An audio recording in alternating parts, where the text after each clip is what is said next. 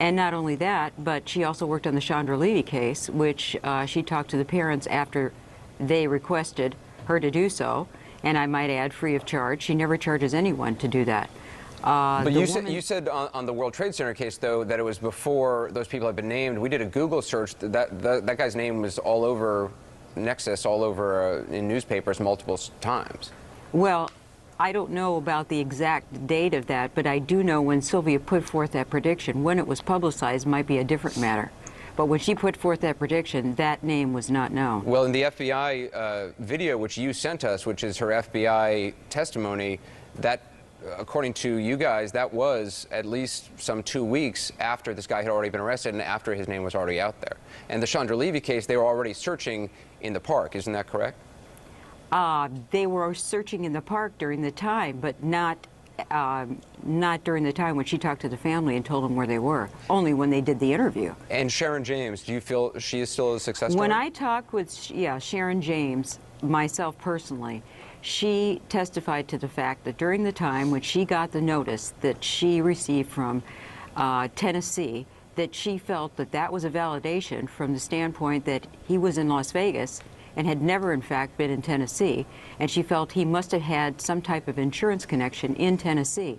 The point being that he was found alive and well. Granted, it was after the time that Sylvia thought that he would, but nonetheless that he was found alive and well. But Sylvia was saying... Anderson, wait a minute. I would like to add here, first and foremost, that Sylvia is a teacher, a spiritual teacher, and a humanitarian. But actually, first and foremost, on her website says psychic. First and foremost, she is a spiritual teacher. Okay, that's actually the psychic is a part of that. The psychic part of that is a part of that. Right. Okay, but just, her major just thrust in this world just so we're accurate, on her website, when you Google her, and I just went to the website, is Sylvia Browne, psychic and spiritual teacher. Exactly. So first and foremost, she's a psychic. Well, first, she has. You can't separate the psychic part from her spirituality. But she makes her money from being a psychic. She supports her religious organization and her corporation from being a psychic. Yes, that's a fact. Okay, all of which is returned back to her spiritual organization and her corporation. Sylvia gets no money at all from her psychic readings personally. Okay. I want to bring in James Randi. James, you've actually called Sylvia Browne a villain. We spoke to Ted Gunderson, who's a retired senior special agent in charge of the FBI in Los Angeles. He's worked with Sylvia, and he says he's worked with her quite a bit, and he says this about her. He says, quote, "I've worked with numerous psychics in the past, and very few are really on target, but Sylvia Browne is probably one of the most accurate psychics in the country." Now, that's from a former senior FBI official. Are you saying he's wrong? I think that perhaps he doesn't know enough about his subject. I'm not talking about law enforcement now, not talking about detective work, but he has to judge these things much more carefully, I would think, Anderson. He has to look at the total reading, everything that she says about any one fact, and evaluate that. What you've done here, what has been done here, I should say, is that cases that were successful or apparently successful have been selected out. Now, this is very much like the racetrack devotee who goes to the races, if I can loses his money. Let him finish his point. Just finish your point, James. Here. The point is that the fellow at the racetrack keeps on very proudly telling you about the number of horses that he's bet on that have come right up front and have made money and such, but he's in tatters because he doesn't win in the long run. If you select evidence out, that it will always come out the way you want it to. Got your point. Linda, Sylvia maintains that she's not 100% accurate, and she never claims to be. Absolutely. But when she told Sean Hornbeck's frantic parents that he was dead and where to find his body, she sounded pretty certain. She didn't say, "I think he's dead, but I could be wrong." She said, "He's no longer with us, and here's where his body is." Because we still don't have the bottom of this case. We don't know. Sean, you think he may be dead? No, not Sean Hornbeck. But we, you know, she could have seen another person that was also. Right. Well, she didn't say maybe it's another person. She said he's dead, and here's where his body is. I understand that. This is what she said, but she has also claimed she is not 100%. She is a vessel by which the energy comes through or information comes through. She is just merely a vessel from God. You can't separate the two. And for Randi, as a professed atheist, to judge anyone of spirituality is a joke. Oh. He has now negated. No, wait a minute. He is everything she does is through God, with God. She gives God credit for everything. Randy is a professed atheist who claims that anyone who believes in a religion is weak-minded and superstitious. He's negated Christianity. He's negated Islamic. He's negated every religion. That's like a high school debating tactic to attack the guy who's asking you the questions No, as but opposed that's, to you answering the can't actual separate. questions. Wait a minute, Anderson. You cannot separate the psychic ability from the spirituality because it comes from God. She never says it. If by me asking questions, am I godless too? No, of course not. Okay, but so you're not attacking But what you're doing is you're doing beliefs. a fair-minded reporting. What he's doing is he's judging. And as a magician, he doesn't have the credentials to judge anyone of psychic ability of any science. We've got to take a short break, and I want to continue the discussion. Again, I appreciate both of you being on the program. I'll be right back.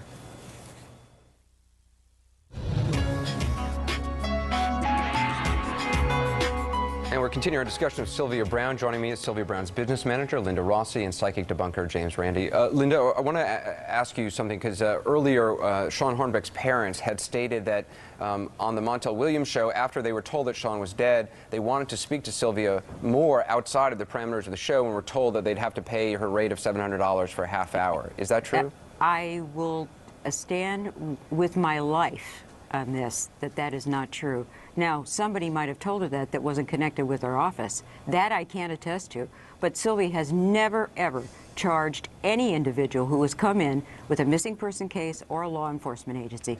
And I want to be clear, they didn't say, they were unclear on who told them that. So exactly. So it could have been somebody. Well. Thank you. It could have been somebody from the show who didn't know anything. But our staff, the shortest term that any member of our staff has been with Sylvia has been 20 years. I myself have been there 35. I have never, ever, and I've seen people from all walks of life, religious, whatever. But she does make $700 for a half-hour reading. She does make $700. She doesn't make $700. The $700 that she charges, unsolicited. She never asks for anyone to do that. The same with, the same with our religious beliefs. People come to us seeking our help. What I really want to question James Randi before we go into him is this, for now, it has been bordering on a malicious persecution of Sylvia. Why doesn't he go after the charlatans, the true charlatans that are out there bilking what is so bad about Sylvia Browne? What's so bad about Sylvia Browne? There's nothing intrinsically bad about Sylvia Browne that isn't bad about all of the people who pretend to the grieving people out there who need them or believe they need them, that they can speak to the dead. No, I have gone after Sylvia Browne because she's a big figure. Would you mind? I go after Sylvia Browne because she is a major figure in the field, and she gets a lot of publicity, a lot of exposures on shows all over the world. She is one of the major figures that I go after, yes. James, you challenged Sylvia Browne to take a test of her psychic ability. What would exactly that test be, very quickly? Very quickly, well, she would do readings for 10 people. 10 people that would be chosen because they believe Sylvia Browne and they believe she has powers and they believe in psychic powers of that sort. She would do 10 readings. We would then shuffle those 10 readings and give them all to the people who had the readings done for them and ask them to sort them out. Which one is your reading? It should be pretty evident that you could take the reading that was made for you, Linda, and you could select Linda, would it Sylvia out. Browne take that test? Absolutely not, because she has nothing. It's loaded. She already agreed to do it. Wait a minute, Randy. She I let you agreed talk. to do Now it. let me talk. No shouting, no shouting. Let's just be calm. Okay. First of all, she has nothing to prove to Randy. You That's have true. somebody who's an atheist is already coming a Oh, come on, get off the negating her atheist thing. All right, No, so Linda, I know arguing is popular on cable news, but we just don't like it on this show. So Linda, you're saying Sylvia would not take the test, bottom line. No, because she has nothing to prove to James Randi.